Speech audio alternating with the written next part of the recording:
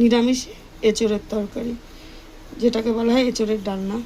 এই যে আমি কেটে রেখেছি, এটাকে আমি এখন ভাপে দেবো। এই যে আমি সেদ্ধ করার জন্য এই যে এঁচোড়টাকে ধুয়ে নিয়ে এই যে দিয়ে দিচ্ছি একটু পরিমাণ মতো নুন সেদ্ধে, আর দিয়ে দিচ্ছি একটু হলুদ গুঁড়ো। যেহেতু এঁচোড়টা কালারটা কালো হয়ে যায়, একটু হালকা কাঁচা তেল। যেহেতু এঁচোড়ের একটা মানে বিচ্ছিরি রকমের বলো আর ভালো বলো একটা গন্ধ হয়, এই কাঁচা তেলে এই গন্ধটা কেটে যাবে। ভাপে বসিয়ে দিলাম, ঢেকে দিচ্ছি। অনেকে প্রেসারে দেয়, তো প্রেসারে দিলে কি হবে, এঁচোড়টা অনেকটা গলে যায়। এটাকে আমি ফ্রাই করবো তো, যেহেতু এই জন্য আমি প্রেসার ছাড়া দিয়ে দিলাম। পোষ্য আছে, এদেরও খাবার বসাবো। এই যে দুজন আছে, আরো বাইরে 4 জন। আমার ঘরে কুকুর আছে, তোমাদেরকে দেখাবো। এই যে ওদের খাবার বসাবো, ওরা খুব ভালোবাসে চারা পোনা সিদ্ধ খেতে।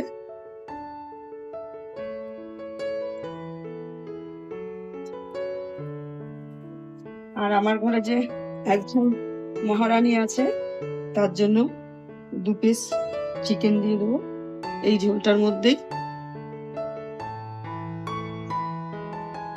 আমার চিনি সোনা আছে একজন, তাদেরকে তোমাদেরকে দেখাবো।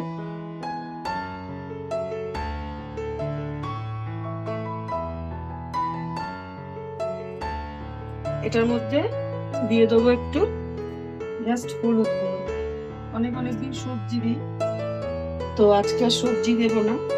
যেদিনকে আমার চিনি সোনার জন্য যেদিনকে শুধু চিকেন স্যুপ করি, সেদিনকে বিট গাজর বিনস দিয়ে করি। আর আজকে আমার বেড়াল আর চিনির একসাথে হচ্ছে, তার জন্য শর্ট টাইমে একটু হলুদ গুঁড়ো দিয়ে মাছ আর মাংস সেদ্ধ বসিয়ে দিলাম।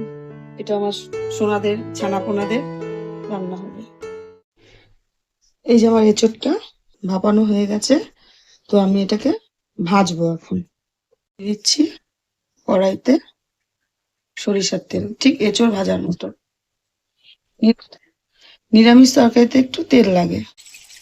আমি সরিষার তেলটাকে বেশি পোড়াবো না, কারণ তেলের গন্ধর সাথে এঁচোড়ের গন্ধটা সুন্দর হয়। এই আমি দিয়ে দিলাম।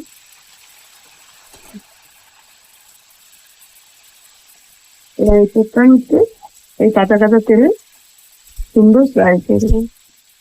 দিয়ে দেবো সামান্য একটু নুন।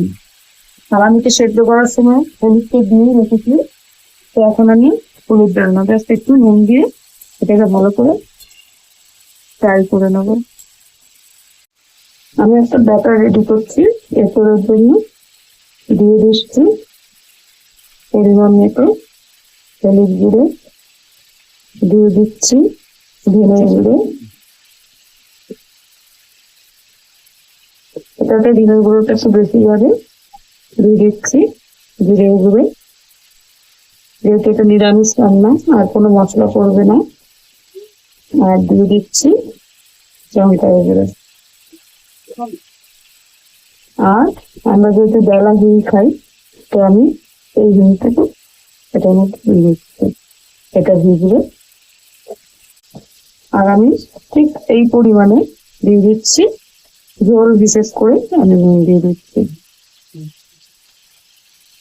এবার এটাকে আমি খানিকক্ষণ ভেজতে রাখবো।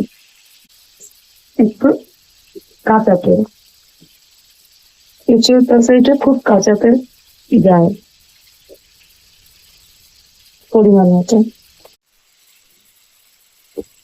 এই এখানটা যেহেতু আমার একটা হিং দেওয়া হয়েছে, এই হিং এর সাথে আদার একটা স্মেল, পেঁয়াজ স্মেল একটা ওঠে। আর আমি এখানে একটা ব্যাটার রেডি করবো। দিয়ে দেবো 4টে কাঁচা লঙ্কা, দিয়ে দেবো হালকা কাজু, আর দিয়ে দেবো একটু পরিমাণ মতো চাল নেবে। আমি আর এটাকে ভাজিনি, এই পরিমাণ মতো আমি লাল করলাম। এবার আমি এক এক করে তুলবে।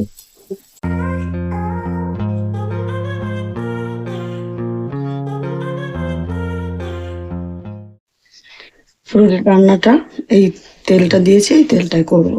ফোড়ন দিয়ে দিচ্ছি সাদা জিরা। আমার গ্যাসের ফ্লেমটা বাড়িয়ে দিলাম। তিনটে এলাচ, তিনটে দারচিনি ফোড়ন দিয়ে দিচ্ছি। দুটো দুটো তেজপাতা ফোড়ন দিয়ে দেবো। কেটে রাখ আলু, এই যে আলু কেটে রেখেছি দিয়ে দেবো আলু। এবার ফোড়নটা হয়ে গেছে, এবার দিয়ে দেবো আলু।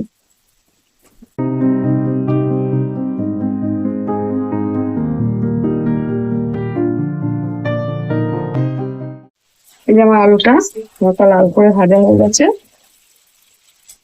আমি একটা জিনিস দেবো, এই যে কোকোনাট পাউডার, এটা একটু হালকা দানা থাকবে। তো আমি এটা আলু ভাজার মতন, এই আলু ভাজায় এই যে ছড়িয়ে দিলাম। এটা বেটেও দেওয়া যায়, তো আমি এটা ছড়িয়ে দিলাম। এখানে এই যে কাজু আর চারমগজ বাটা, ওর ভিতরে এই অল্প করে একটু আর একটা বাটা দিয়ে দেবো, নারকেল পাউডার। এটাতে হালকা লাল করে ভাজবো।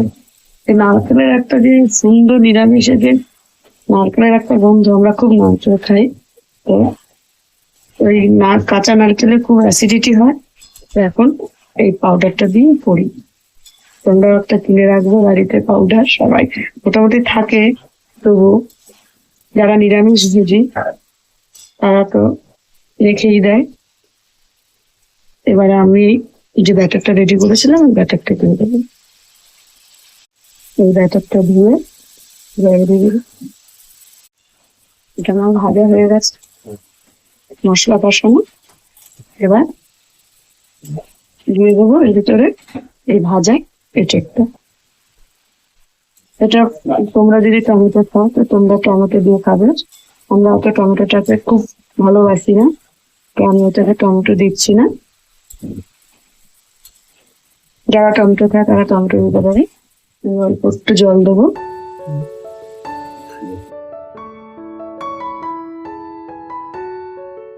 নিরামিষ রান্না, তো আমরা এটা আখের গুড় দিয়ে করবো। এই যে আমি চিনির বদলে আখের গুড় দিলাম। মিষ্টি না হলে ভালো লাগে না, নিরামিষ রান্নায় মিষ্টি দিলাম বেশি করে। এবার এটাকে একটু ভালো করে লাল লাল করে কষাবো, তেল ছাড়া হবে। তারপর দিয়ে দেবো একটু হালকা গরম জল। আমার মশলা কষানো রেডি। আমার যেহেতু চন্দ্রমুখী আলু, তো তোমরা এখানে তেল খুঁজে পাবে না, তেল টেনে নেয় আলুতেই। এই যে ব্যাটারটা করে রেখেছিলাম, এই ব্যাটারটা দিয়ে দিলাম। একটু বোল দিয়ে জল দিয়ে দিলাম, দিয়ে হালকা, বেশি কষাবো না, সামান্য কষাবো।